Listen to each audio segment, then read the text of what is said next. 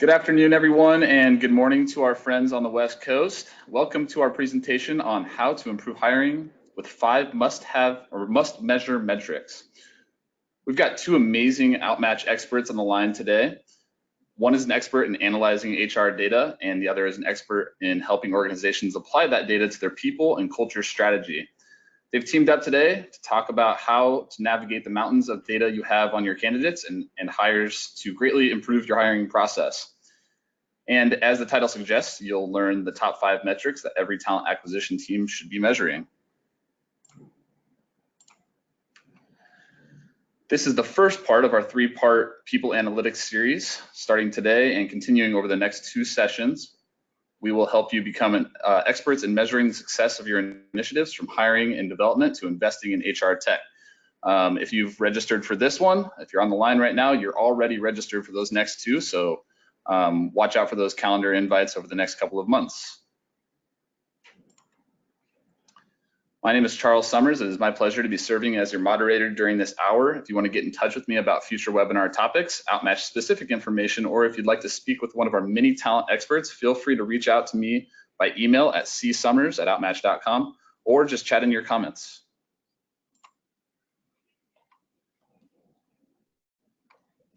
Outmatch provides predictive technologies to infuse data into current hiring and development processes, helping organizations make the best possible decisions about talent. We provide talent assessments, on-demand video interviewing, automated reference checking, culture analytics, leadership simulations, and onboarding, development, and succession insights. These technologies work together to identify the right talent and develop them into future leaders at the world's most iconic brands like American Airlines, HCA, Walmart, La Quinta, and Chili's, just to name a few. As Outmatch's capabilities continue to grow, we'd like you to grow with us. So when you have a chance, head to the website and sign up for a future webinar or get a demo. You can sign up for a demo at outmatch.com/schedule a demo. As a thank you for attending today, you'll get a free copy of 5 ways to optimize your candidate experience using data. This infographic provides leading research on candidate engagement, benchmarks for recruitment success, and data you can use today to optimize your process. It's attached in the handout section. Actually, it's not attached in the handout section. I'm going to send this piece out after the webinar. I've attached the webinar slides here, so you can have that slide deck if you'd like it. Also, I'm going to send out a couple of other things after the webinar. So the slide deck, the recording, and this free piece of content. Also, please take a moment to follow us on LinkedIn, Facebook, and Twitter at Outmatch HCM. We're always posting the latest trends, best practices, and insights on hiring and people management. And we'd love to hear from you. You can also interact with us during the presentation using the questions queue in your GoToWebinar status window. Feel free to ask questions, make comments, or share feedback. You can also ask questions or leave comments on social media as well. Today's presentation will take approximately 45 minutes. And following that, we'll have some time set aside for audience questions. So definitely leverage that questions queue in your status window, and we will get to your questions in the last 15 minutes of our presentation today. So without further ado, I'd like to introduce today's presenters, Ruthie and Kathleen. Ruthie is the Senior Advisor for Outmatch's Talent Analytics Department. She specializes in using predictive analytics to help our clients hire the best fitting employees, involving our product portfolio and ensuring that our products are functioning optimally. Kathleen is an experienced talent management professional who has a background in IO psychology. Prior to joining the Outmatch family, she worked in healthcare, where she focused on building and sustaining best-in-class hiring practices. As a talent strategy and solutions partner, she works with clients across industries to implement assessments that make a measurable impact on success. So at this time, I'm gonna hand it off to Kathleen to go over our agenda. Great, thank you so much, Charles, and hello to everyone who's joining us over the phone today. Ruthie and I are super excited to talk through a couple of key considerations to take into account based on a couple of really important hiring analytics. So just to give you an idea of what today will look like, We'll level set on measurement and talk through why it's critical to have a measurement strategy in place. We'll talk through each of these 5 metrics. Ruthie will come in using her data expertise and really talk about how to define the metrics, some key measurement considerations to take into account, and then I'll come in more on the applied side. So how do we really put these into action and some practical tips to make these metrics measurable and actionable. We'll close with some key considerations or keys to success, and then as Charles mentioned, we'll open it up to Q&A. And I also wanted to touch on the fact that 3 years ago, this would have been a different conversation. So you can see at the top of the slide, we have that statistic stating that 84% of enterprises have launched advanced analytics and big data initiatives. So the case for collecting big data is out there. We've experienced a huge push to gather these metrics. Today is about simplifying this data and understanding how to communicate it and focus your efforts on those that are most meaningful to you to be able to tell your story. So before we dig into the slides, I'm actually going to kick it over to Charles, who will open up a poll for us. Please use the GoToMeeting to participate. And this is really designed for us to understand where each of you are at in your measurement journey. All right, so we'll give everybody about a minute here. You should see the question now. Looks like almost half of you have already voted. So wow. Yeah, so we'll give it another 15 seconds here because you guys are super quick today. All right, we're at 75% of you. We're glad y'all are excited to participate and give your input. All right, 5 seconds.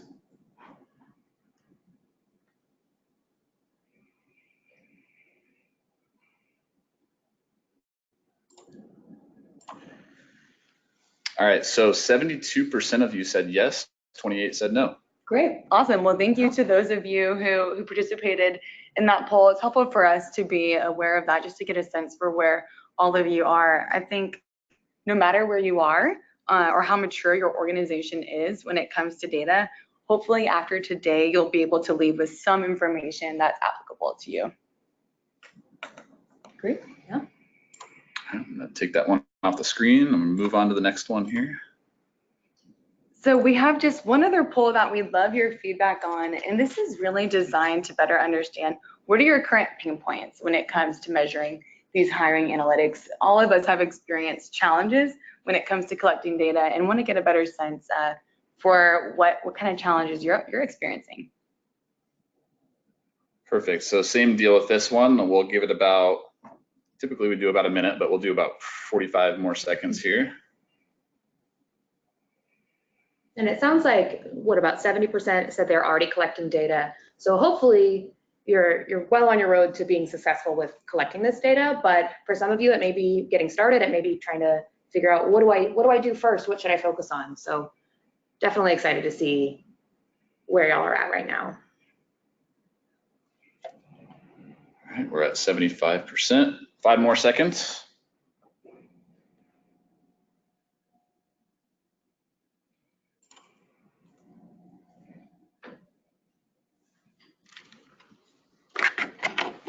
All right, I'm gonna bring it up on your screens here.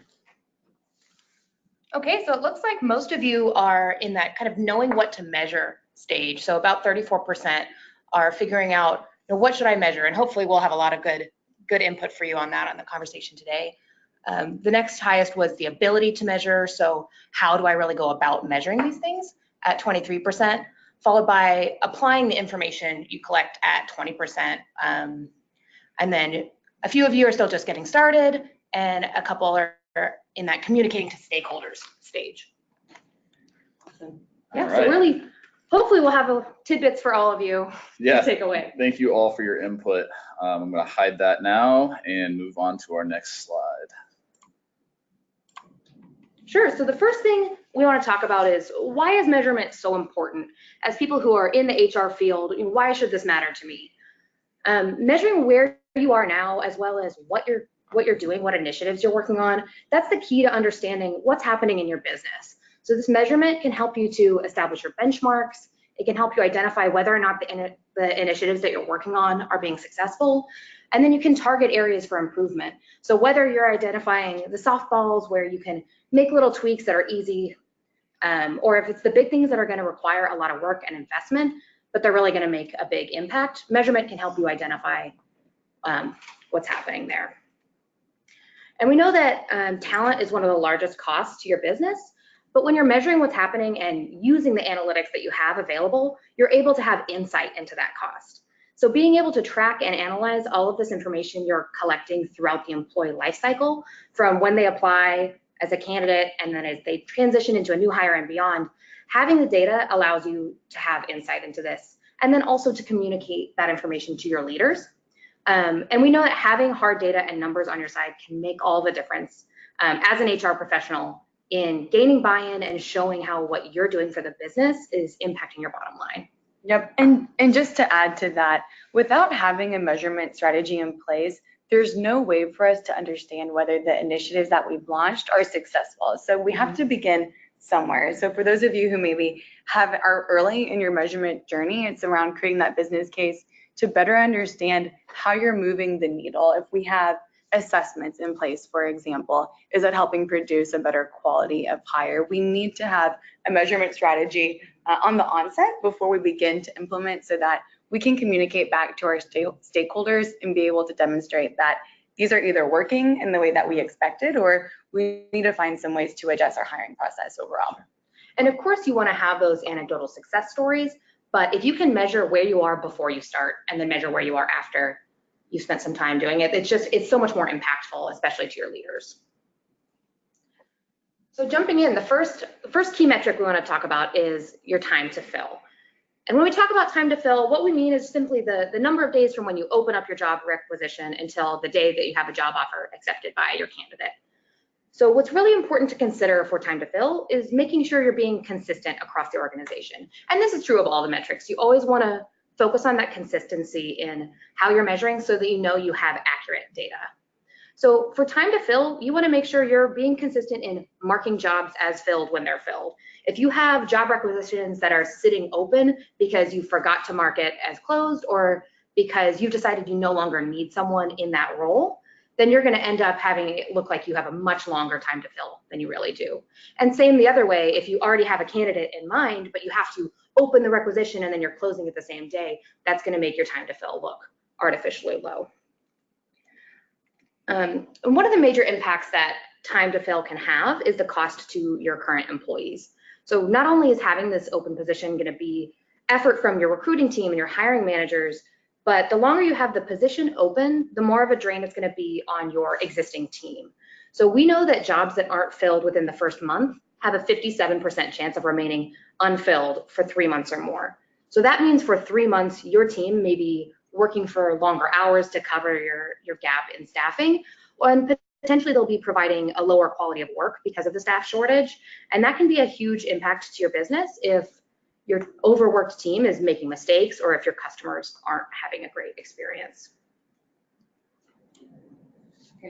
Thank you, Ruthie. So knowing that time to fill can impact our teams, and it can also impact the candidate's experience or their perception of the organization, wanted to talk through a couple of ways that we can help better understand this and make improvements, knowing that we want to get the right person in the job as quickly as possible without sacrificing on that quality of hire piece. So one of the most simple and effective ways to better understand what could be dragging down your time to fill is simply applying to a job at your organization. Many times we're so involved with helping build this process and defining it that it may be easy for us to lose sight of what does that actually feel like? How many clicks are involved when we're asking a candidate to apply at our organization?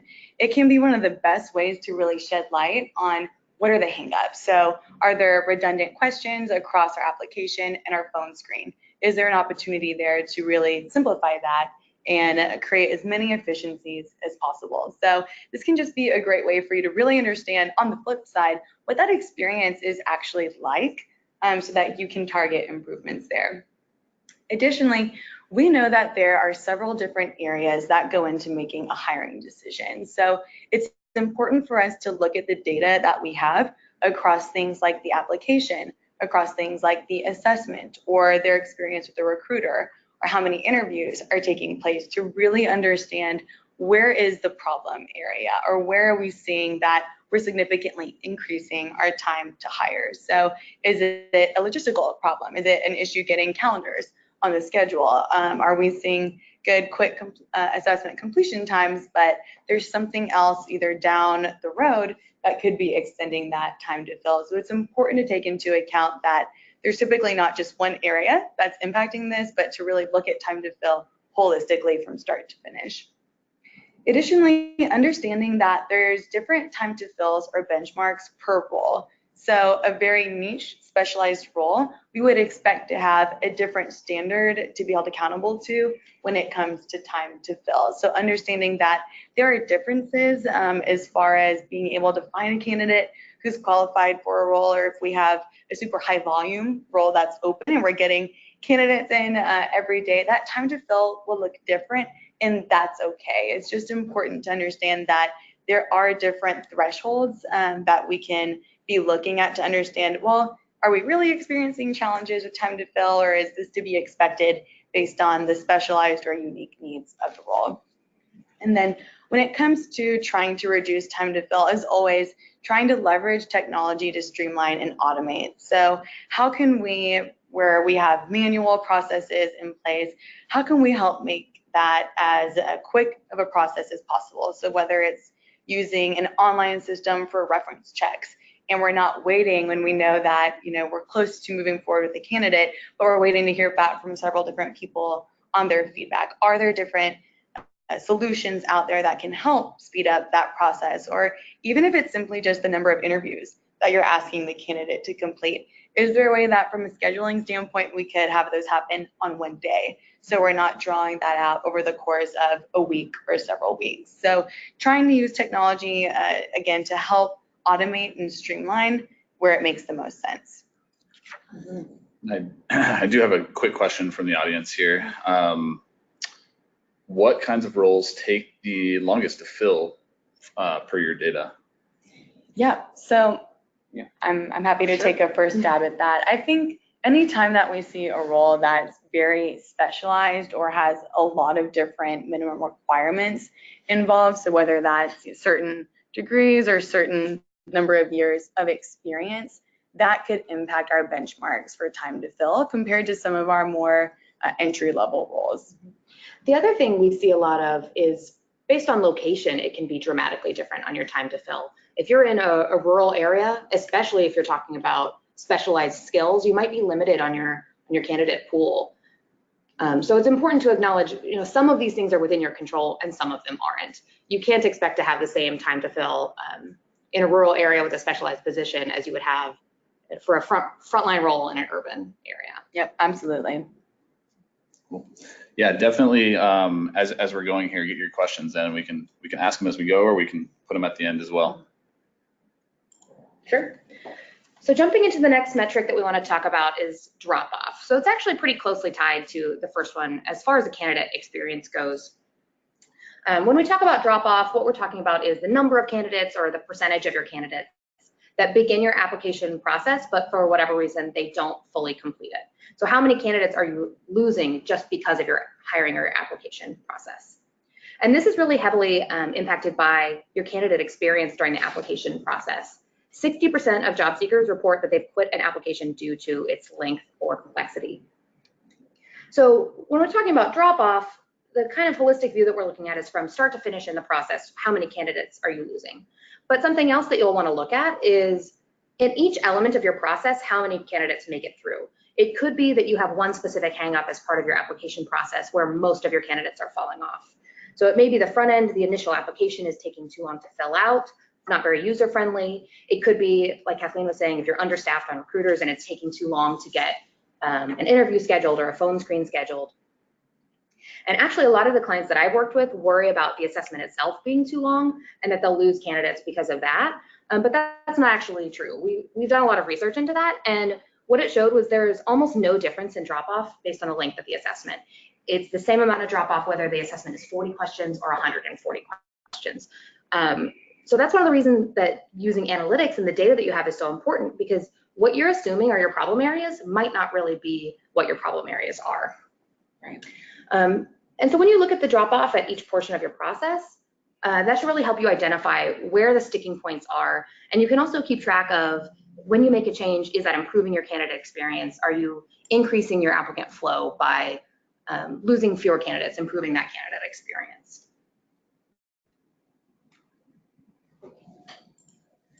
Great, thank you, Ruthie. So the link between drop-off and candidate experience is huge, and there's been a huge push to help make the candidate experience engaging, because we know we're in a labor market where candidates have a lot of options. So if we're seeing that we're having hangups in our process, we want to better understand how we can help make that a more engaging experience for our candidates, knowing that often when candidates are applying to jobs, they're not applying to ones just at our organization. They're looking at several different jobs that are open.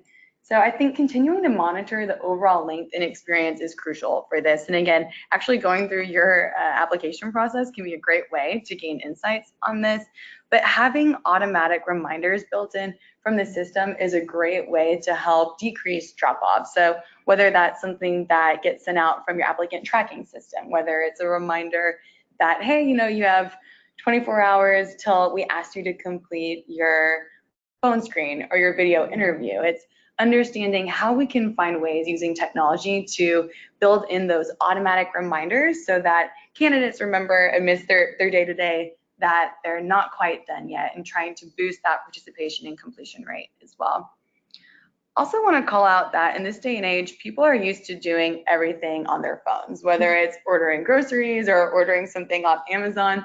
Applying to a job is no different. So we really want to make sure that we're optimizing our hiring process for that mobile experience. So we know candidates apply to jobs when they're on a bus, for example. So if we get to a certain part of our hiring process and we're not able to complete that due to mobile limitations, we could see impacts to drop off there. So again, want to make sure that our assessment or whatever piece we have in our hiring process is optimized for that mobile experience. And then using virtual screens in interviews. So giving the candidate the freedom and empowering them to complete the process on their own time is a great way for us, again, to decrease that drop off. So using things like virtual interviews allows the candidate to schedule them on their own time. They're not having to take off work. You're not having to wait for them to make the time to get through those. So using those virtual screens and interviews are a great way to give time back to the candidate and also move that hiring process along for yourself as well. And then, as I mentioned, candidate experience is huge. So we do want to create as engaging and fun of a process as possible. So including things like videos can help boost that engagement. And we've seen a lot of clients be successful at this because it becomes a seamless experience with their brand. So if we're able to include a video from one of our executive officers or from somebody in the role that plays for the candidates as they're going through and providing their information to us, that's a great way to not only give them a realistic idea of what to expect, but to keep them interested and intrigued as they are completing that application. And I've actually got two comments, both the same here. Both people are saying that they don't mind drop off just because it basically shows them that those candidates aren't motivated. I know we talk about that a lot here. Can you guys kind of talk about like when is drop off good? When can it actually be good for you? Sure. I'll jump in. So typically what we want to see is looking at about maybe 5 to 10% drop off. Those are probably the candidates that are just not willing to put in the effort. If somebody's not willing to fill out the application, or if they're not willing to schedule an interview, then they're probably not going to be your top tier candidates. But when you start seeing higher than 10 to 12%, you start to be in a position where maybe there's something in the process that's turning candidates away. And in a competitive labor market, you don't want to be creating barriers for desirable candidates, right? So when we look at how long the time to fill is, if what you're seeing is drop off at that interview portion, people who have made it to one phase, maybe a second interview, and that's the point where they're dropping off, that's what you don't want. If you're dropping off people in that first phase, if they're not willing to go through step one, those are the candidates you don't want. But once you've identified this is someone who's qualified, this is a front runner for the role, that's when it starts to be more of a concern. Yeah, absolutely. I think to whoever asked that question, to that point, it's you want candidates who are motivated to be at your organization. So at a certain level, we would expect to see some drop off, but where we see those rates increasing is where we want to say, is this really about motivation to complete, or is there something, as Ruthie mentioned, do we have a kind of barrier in the process that we need to re-examine? I've got a couple more questions here that just came in, so let's hang out here for a minute, and then we'll move on after that. Okay, so how do you measure drop off? My ATS does not capture this. So we typically define drop off as those who have begun, we typically do think of this in terms of the assessment. So from that lens, it would be those who have been asked to take an assessment and don't actually complete it. But you could extend that beyond to the different pieces that are involved in your hiring process. So if your ATS doesn't currently capture it, I'm wondering if there's any other kinds of data that you can pull together internally. If you have other vendors. Mm-hmm. Yeah, I mean, you could definitely look at like Google Analytics. One of our audience members just mentioned that. As a marketer, I know you can track some of that stuff. So yeah, check that out as well. So Yeah. all right, let me see. I've got a couple other questions here. Do you not lose a certain amount of connection and engagement by doing an interview that is not in person? So I think that's a great question, and we've gotten that a lot based off our video solution that we have in place. And what we're actually seeing in the feedback that we're receiving is quite the opposite, which is surprising. Having a video interview solution in place actually can help put the humanity back in those kinds of questions. So there are different ways based on whichever solution that you have in place that you can really make that feel like a person-to-person interaction. Even though it is happening in a virtual setting, you can have videos from your recruiter there asking a question to the candidate so they don't feel as removed from the process. Again, we're helping to streamline this without using that important people side of the experience as well. And you definitely want to be giving your candidates a really positive view of your organization. And if you're still doing things kind of in an outdated way, you want to be communicating to your candidates that we're a technology-focused organization. We're keeping up with the things that are happening right now, and I think video interview is a big part of that. Okay, one more, and then we'll move on to the next one. You mentioned best in practice for drop off. What about time to fill? Time to fill? I don't know. Best in class. The research that I've done shows that for smaller organizations, we're looking at about 20 to 30 days for time to fill. Once you get to a large organization, there are a lot more processes in place, and that takes closer to about 60 days. Cool. All right, so we will move on from there. We'll move on to number 3, which is compliance and adoption. So for this, we want to switch gears a little bit from what's happening in your kind of candidate experience to what's happening in your internal process. So looking at compliance and adoption, and what we're talking about here is your adherence to any defined laws or your corporate policies in identifying, hiring, and retaining your talent. And again, this is always what we want to focus on is consistency. So this is focused on consistency in your process, making sure that you're being fair and that every applicant is experiencing the same process and has the same experience when they apply to a position in your organization. When you have 2 candidates applying for the same position, you want to make sure that your selection process is consistent. You're not providing exceptions if people maybe don't pass whatever benchmark you've set for your assessment, or if they're not completing some portion of the interviews, you don't want to be making exceptions for them. And you always want to make sure as well that your internal team knows what the process is. And it's really important from your legal defensibility standpoint, especially if you're working at a large organization, that your candidate experience is consistent. And if people are missing components of the process and they don't meet job requirements and you still hire them, that's creating potential for a legal issue. Yep, absolutely. So when we think about different practices that we can put in place to help increase compliance and adoption, one of them is just being very crystal clear on what your selection process involves and making sure that that process is readily available across your organization. So if you're in a place where you have a candidate coming on site to interview and you have different members involved in the hiring practice saying, well, what does that involve?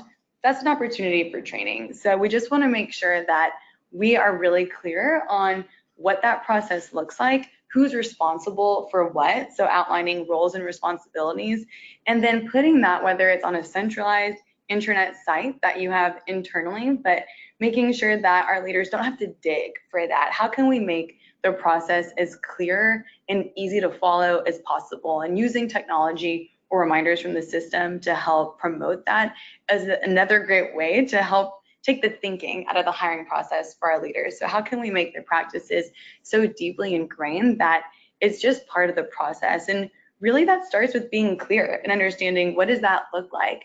Are there different roles within your organization that maybe have a different process? And do our stakeholders understand how to facilitate that as well? So when it comes to understanding how well our hiring practices are being leveraged, we need to have some kind of technology in place to help us track adoption, especially at a large organization, to keep a pulse on, well, what's actually going out there in the field. So this could be having regular audits in place. It could mean reviewing the number of completed assessments versus the numbers of hires made with an assessment. Are we seeing any gaps there? And if we are, how can we help target those areas that may not be following our best-in-class practices and reminding them this is our process in place, and explaining why that would add value to them to follow. It could also be thinking of reviewing the number of requisitions that you have open and the number of interview guides that have been used or created, or reviewing the number of hiring decisions made and the number of hiring managers who've attended interview training. So are we having leaders who are responsible for making really important people decisions who should move forward in the hiring process, but they actually haven't been brought up to speed on what our current practices are? Again, great training opportunities there as well. And I think when it comes to compliance and adoption, the most important piece to take into account is the hiring manager experience. And the reality is, if it's not an easy or simple process to follow, then we will see adoption decrease. So we need our solutions to be as intuitive as possible. Again, how can we help make this something that's just deeply ingrained rather than something else that we're asking our hiring managers to do? So it's really important, as we're thinking about promoting adoption, to consider, well, what will this actually look like in practice for our hiring managers? How much time are we asking them to spend reviewing a phone screen notes or an assessment report? And is that information really easy to understand and digest? And then lastly, it's critical that you're able to demonstrate ROI to help tell your story. So if your hiring leaders don't think that the practices you have in place are actually adding value, then that would definitely help create a case for not following those practices. So again, this goes back to what Ruthie was mentioning around how critical it is to be able to measure the success of your initiatives, because that can help you boost adoption. You can say, hey, we've had leaders who have followed our process, they've made quality hiring decisions, and this is the impact to them. And on the flip side of that, you can also level set with your hiring leaders that we all know the impact of making a poor hiring decision, or if we're feeling, really stressed, our time to fill is increasing, and we just want to get a body in there, we know that the downstream impacts of making a poor hiring decision can have lasting consequences. So being able to gather that data, whether it's partnering with your vendors to include ROI as part of your plan or measuring performance pre and post, can be a great way to showcase to your leaders that the process that we have in place is working. This is the value that we're seeing, and this is why you should follow it. Additionally, something else to consider there is just gathering success stories from some of your key champions. So if you have individuals who you've partnered with in your organization who are doing this well, who are following your processes, they believe in what you have in place, then consider gathering videos or quotes from them and just showcasing those across the organization to really build that internal credibility. Yeah, so you mentioned building credibility through success stories and things like that. I've got a question beyond that, it is how do you measure and benchmark the actual ROI itself? So I think the most important thing to look at there is measuring pre and post implementing any specific process. So it really depends on what your target is. You know, if your target is, you know, reducing turnover, let's check what happens when we, like, what's our current state? Let's implement the solution, and then let's measure that again at time 2. Yeah, absolutely. Or it could be performance even. So are we seeing that, you know, once we have consistent interview practices in place, or we're ensuring that every candidate is completing an assessment, are we seeing a relationship with performance there? Are we seeing higher quality of hires, which is another metric, spoiler alert, that we'll get to here in a little bit. And the other thing to consider is your targets may not be related as much to the candidate, but as far as saving time on your recruiter side, making that more efficient. If you're going from, you know, spending hours and hours per hire, and then you implement a video assessment solution, for example, or online reference checking, you may be seeing a great reduction in the amount of time spent. And that's another way to show ROI, is this makes it easier for you. Yeah, absolutely. And then other just key considerations when it comes to ROI could be sales metrics or other more concrete metrics related to performance that you can draw the relationship between what you're doing and the outcomes that you're seeing. Great questions. Yeah. So one of the things that ties into your adherence to your selection process, especially when we're talking about compliance with laws, is adverse impact.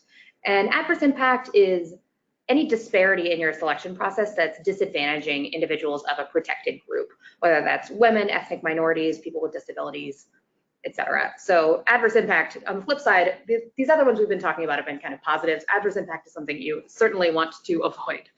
So you really want to keep an eye on your process and make sure there aren't any elements of your process that are disproportionately screening out any particular groups. And this is where, like I mentioned, compliance and adoption of your policies can really come in, because the more you're adhering to policies, the more you can ensure that you're minimizing the bias in your process. And anytime you're minimizing your bias, that's going to help you to reduce your adverse impact, and it can also help you foster diversity in your workforce. You really want to ensure that the people who are applying to your positions and the people that you're hiring are representative of the populations that your business serves. And 67% of job seekers say that a diverse workforce is something that's really important to them when they're seeking a job. So not only is minimizing your adverse impact going to protect you from legal challenges, it's also going to help you attract better talent to your organization. Yep. So thinking about some practical tips when it comes to addressing adverse impact, really it starts from the onset. So are we sourcing diverse pools of candidates? So when we think about our different recruiting or sourcing strategies, are we beginning with a broad talent pool to start with, again, to help increase that diversity of candidates that we're putting through our hiring process? This also goes back into making our hiring practices mobile friendly. So we know that more and more individuals are relying on their smartphones as their sole provider of technology or internet. So we're seeing that more people are moving to smartphone only and actually away from desktop or laptop. And we know that there's different demographic groups who rely on their smartphones more heavily than others, for example. So we want to make sure that we're not disproportionately excluding those based on mobile accessibility there as well. Also want to make sure that our recruiting events are targeting broad audiences. So where are our current recruiting activities happening, and can we expand those to be more inclusive again from the get-go? Something else to consider is ensuring that we have a really clear and documented process in place so that those who do have disabilities understand how to complete that and that they are not unfairly excluded. And that can be from a candidate perspective, ensuring that we're ADA or Americans with Disabilities Act compliant, but it also helps internally so that you can help, again, ensure that everyone who is being asked to complete the process has an opportunity to do so, and you understand what the next steps are for that as well. We want to make sure that our candidates have the information available to them for next steps. And one thing I just want to jump in on that, another thing that's important to check with your vendors about in your hiring process is making sure they're WCAG 2.0 compliant. That's the Web Content Accessibility Guidelines. So those are the guidelines for making online content more accessible to people with disabilities, particularly vision and hearing disabilities. So you don't want to have any part of your process, any of your vendors providing things that are not accessible. Yep, thank you, Ruthie.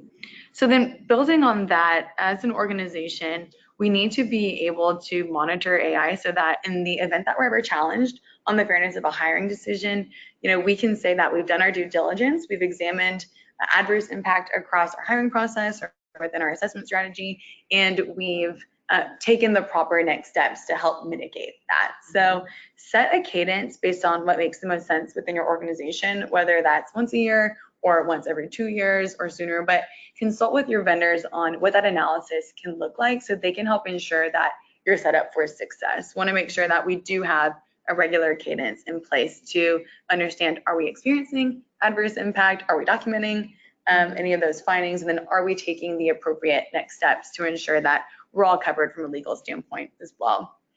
And then I also wanted to call out that we typically think of adverse impact when it comes to assessments, but the reality is that adverse impact could be happening at different stages of your hiring process. So you may not be experiencing issues with adverse impact from an assessment standpoint, but if you're saying that certain members of different demographic groups are not perhaps moving past the interview stage, for example, is there the possibility that adverse impact is happening across some of the hiring decisions that are made across our hiring leaders? So knowing that adverse impact is not limited to assessment, the assessment experience, but that it could be happening at different stages of our process. So trying to vet those and understand what that looks like can help us, again, target our efforts in a way to help mitigate this.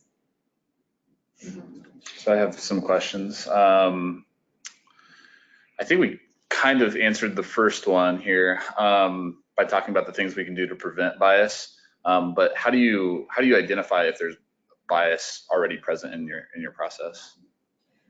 So the way that you're going to identify the bias, as Kathleen was mentioning, you want to set up a cadence of measuring your adverse impact. And that may be something that some of your vendors are able to provide, or it may be something that you need to do internally, but really looking at your applicant pool compared to who ends up finally getting hired. If you have 60% of your men are getting screened out during the application process and 90% of women are getting screened out during that process, that's when you can identify there may be some kind of issue here that's generating bias in my process. Yeah, absolutely. And from an assessment standpoint, we tend to look at the different selection ratios or pass rates of the majority group compared to minority groups. And if we're seeing major differences between those are indicators that we could have adverse impact going on as well. And can you call out what that guideline was called again? I had another question come in. Just the Web Content Accessibility Guidelines. Web Content Accessibility. WCAG. Okay. Have you seen AI affecting adverse impact at all? Oh, artificial intelligence. Yeah. It's like AI and AI. It certainly can.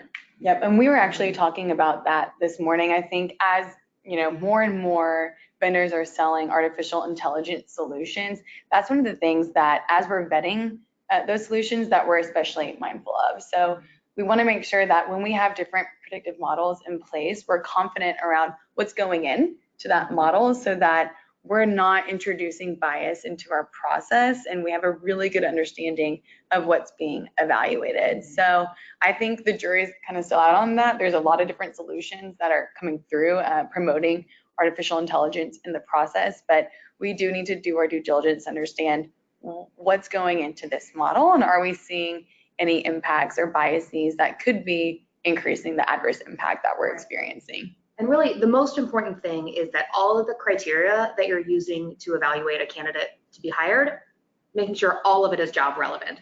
So if you're using artificial intelligence and you don't fully understand all of the components that are being used in that, that's potentially introducing things that are not job relevant or that are discriminating against a particular group.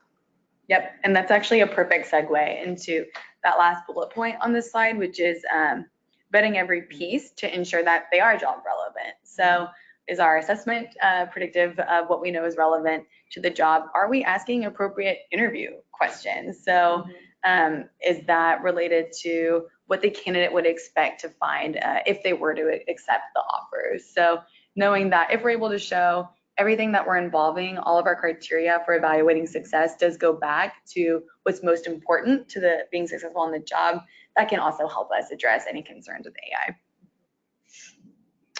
Do you have any recommendations for candidates on tailoring the resumes to be AI, ATS friendly to not get screened out inadvertently? So I think I would need to, I appreciate that question. I think I would need to better understand it a little bit. So it's around recommendations for resumes to not get screened out by artificial intelligence. So I've heard of candidates getting pretty creative in this space. And I think there's different kind of hacks, I'm air quoting hacks, that you can use to help ensure that your resume is not getting weeded out based off an algorithm that's in place. But I don't know that I would recommend any best practices for that. All right, we will move on to number 5 here. All right, so the final piece that we're talking about today is the quality of the hires that you're making. So just thinking through, how likely is it that your new hire is going to be successful in the role? And ultimately, that's the whole purpose of this whole conversation. What we're looking for is high quality hiring decisions. And this is really up to you and the stakeholders in your organization to determine what quality of hire means for you. What does it look like for somebody to be successful in the job or in your organization? And this might be really different for different levels in your organization. When you're thinking about someone in a frontline role, a successful hire might be someone who shows up to work every time that they're scheduled and stays in the job for more than 30 days. But then looking at a sales role, you might have explicit quotas that they have, performance metrics. So whether you're looking at productivity, performance, engagement, turnover, it's really vital for you to identify what are the key outcomes that you're looking for when you're making your hires for each position. And then when you're benchmarking, use the same metric, at time 1 and time 2. You don't want to establish a benchmark on performance and then evaluate it based on, is my initiative working? And then evaluate it on something different. And so once you can identify what your target is, you can use your analytics to identify what you're doing that's successful. Maybe where is your best sourcing coming from? Which elements of your application process should be your biggest focus? What's providing the most value to you in your process? So exactly, to echo Ruthie, I think one of the most important things here, and really quality of hire is the culminating piece. If we have different solutions in place, we have our best practices and our processes, but we're not seeing any impact to quality of hire, then really what's the point? We want to make sure that all of our efforts and the resources that we're spending are helping put those who are most likely to be successful in the role. And one of the most critical pieces to that is establishing a common understanding across your organization on what defines a good hire, and doing that from the onset so that you can refer back to that metric, whether, as Ruthie was saying, it's 30-day turnover or it's performance or it's certain sales metrics. If you're clear about what you're hoping to move the needle on from the beginning and you continue to reiterate that throughout your process, that can be super helpful so that 6 months down the road, you're really making that apples to apples comparison. And you can say, based off these quality metrics that were of utmost importance to us, we're seeing differences here. So that's crucial, is just making sure that you're clear on what quality of hire means to you and that your stakeholders are clear. And I think not losing sight of that, so whether that's in presentations that you have or regularly scheduled communications that go out within your organization, but always referencing that quality point can be helpful just to keep everybody on the same page as well. I also wanted to call out that when it comes to quality of hire, it can be helpful to consider how this metric could interact with others that are of interest to you. And one that immediately comes to mind is time to fill. So we know that often our teams are held accountable to time to fill metrics, and we do want to make a quick quality hiring decision, but often that making a hiring decision that is focused on quality and those who are most likely to be successful could potentially mean extending that time to fill. And so knowing that those two metrics may seem opposing at times and level setting that within your different stakeholder groups is really important so that you're all working towards the same goal. Knowing that, hey, we may want to hold off on making a hiring decision right now because we believe that there's more qualified talent in the pipeline, that can be something that's just really good so that, again, all of your stakeholder groups are aligned as well.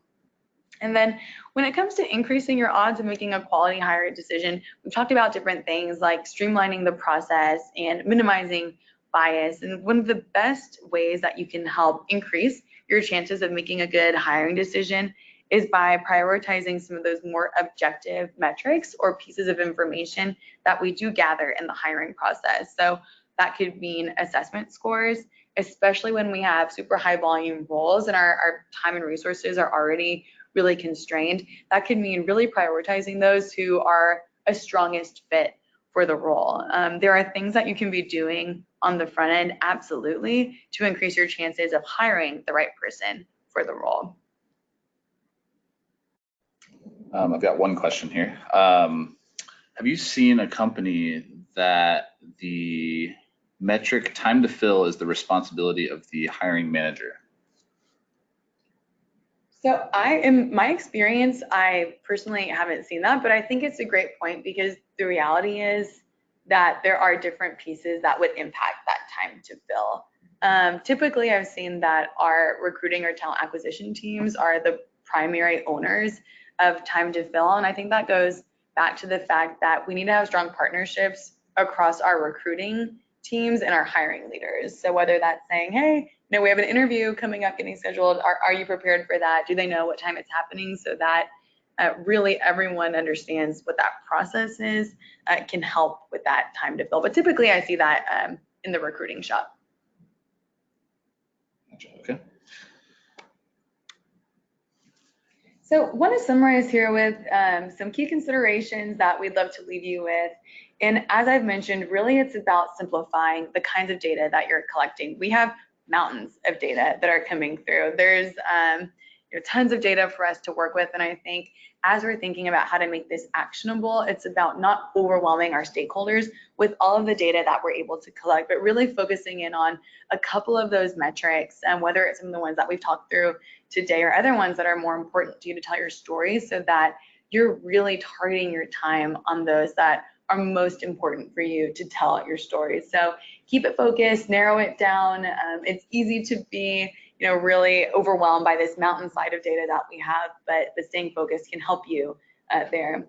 And then aligning with stakeholders. This is a theme that we've talked through several times today, but often when it comes to different measurement or metric considerations, having internal alignment on what that actually means and how we're defining it is huge, especially if you're the owner of that metric, so that everybody is on the same page there as well. And then I think one of the most exciting pieces about hiring analytics is that they're not limited to the pre-employment space. So there's really exciting opportunities out there for you to actually leverage the data that you're collecting on the front end of a hiring decision and using it to tailor the next phase of that employee life cycle, which could mean development. So do we know based off their assessment results that there are certain gaps or areas of opportunity that we'll want to focus on to help them be successful? Are they lacking in a certain number of years of experience or industry experience? And we can take that hiring information to help set our employees up for success. So just wanted to share that as well. These metrics are not confined to the pre-employment space.